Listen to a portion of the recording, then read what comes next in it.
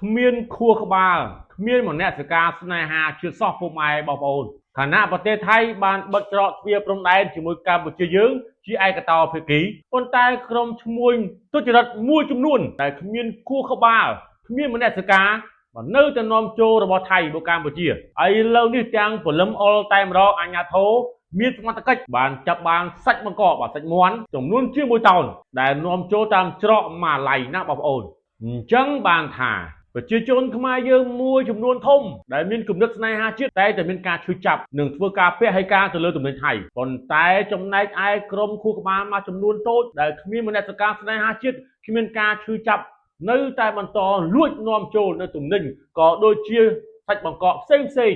មិនថាសាច់មាន់មិនថាប្រហិតមិនថាជង្គង់មាន់មិនថាស្លាបមាន់អីទេ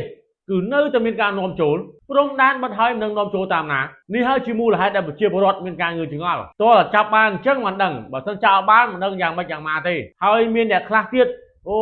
ឆ្ងាញ់ណាស់របស់ថៃឆ្ងាញ់ណាស់ប្រើរបស់ថៃមិនថាគ្រឿងចាក់មិនថាការទិញអីវ៉ាន់មិនថាជាមីមិនថាជាគ្រឿងកំប៉ុង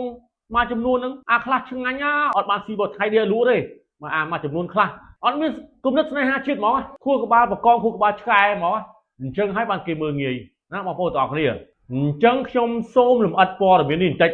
ដើម្បីឲ្យបងប្អូនយើងបានដឹងឃើញថាព្រំដែនគោលការណ៍កម្ពុជាថៃនៅបន្តបិទនិងមានការរឹតបន្តឹងការឆ្លងកាត់ប៉ុន្តែសកម្មភាពលួចនាំចូលទំនិញពីប្រទេសថៃដោយខុសច្បាប់នៅតែកើតមានដដែលករណីនេះបានបង្កឲ្យមានការចោទសួរអំពីការគោរពច្បាប់និងប្រសិទ្ធភាពនៃការគ្រប់គ្រងតាមតំបន់ព្រំដែននីមួយៗអ្នកនាំពាក្យខេត្តបន្ទាយមានជ័យលោកលីសុវណ្ណរិទ្ធបានប្រាប់អង្គភាពសារព័ត៌មានយើងថាពិតជាមានការបង្ក្រាបករណីលួចនាំចូលសាច់មាន់ចម្រុះពីប្រទេសថៃនៅវេលាម៉ោងជាង5ព្រឹកថ្ងៃទី11ខែសីហាឆ្នាំ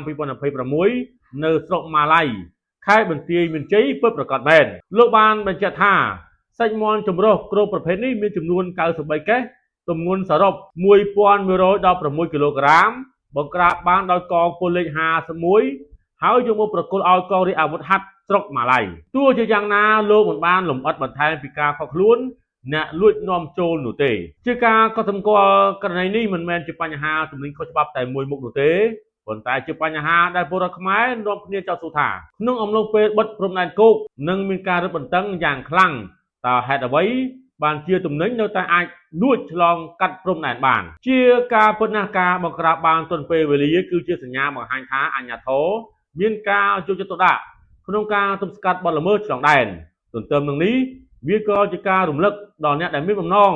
ប្រព្រឹត្តអំពើខុសច្បាប់ថាការបិទព្រំដែនមិនមែនជាឱកាសសម្រាប់រកស៊ីដោយខុសច្បាប់ឡើយក្នុងស្ថានភាពបែបនេះការពង្រឹងការត្រួតពិនិត្យការសហការរវាងកងកម្លាំង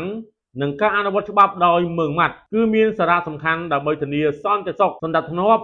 និងទប់ស្កាត់ការហូរចូលនៃទំនិញខុសច្បាប់តាមច្រកព្រំដែន